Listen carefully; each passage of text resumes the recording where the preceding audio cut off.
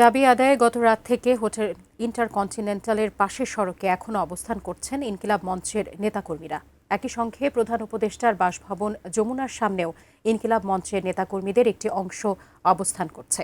এ বিষয়ে বিস্তারিত জানাতে সরাসরি যুক্ত হচ্ছেন সহকর্মী তৌফিক হাসান। তৌফিক, আপনি আমাদেরকে বিস্তারিত জানাবেন, আপনি এই মুহূর্তে যেই জায়গাটিতে আছেন সেখানে ইনকিলাব মঞ্চের নেতাকর্মীদের উপস্থিতি কেমন দেখতে পাচ্ছেন? বিকাল থেকে এখন পর্যন্ত রাত অবধি এখন পর্যন্ত এখানে অবস্থান করছে ইনকিলাব মঞ্চের সদস্যরা।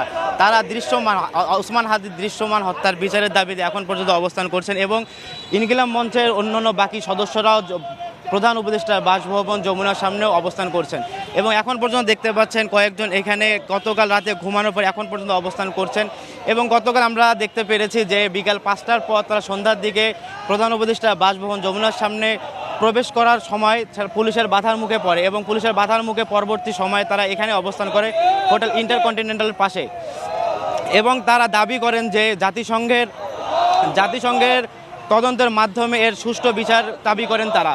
এবং এখন পর্যন্ত আমরা দেখতে পেরেছি যে ওসমান হাদির 50তম দিন পার হওয়ার পরও এখন পর্যন্ত দৃশ্যমান কোনো বিচার তারা দেখতে পায়নি এবং তার প্রতিবাদে এখন পর্যন্ত অবস্থান করছেন। এবং আমরা জানতে পেরেছি যে শুধুমাত্র ইনকিলাব মঞ্চের সদস্যরা ছাড়াও ওসমান হাদি পরিবারের সদস্যরা এখানে অবস্থান নিয়েছে।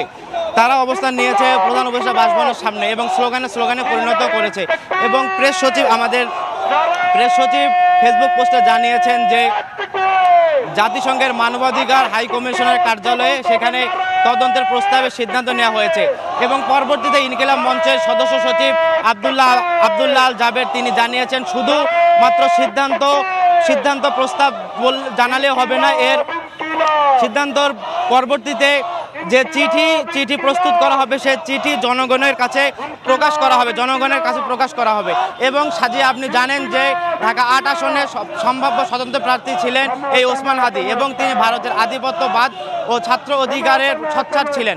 তো এই ছিল সাজিয়া ইন্টারকন্টিনেন্টালে ওসমান হাদির সুষ্ঠু বিচারের দাবিতে সবশেষ।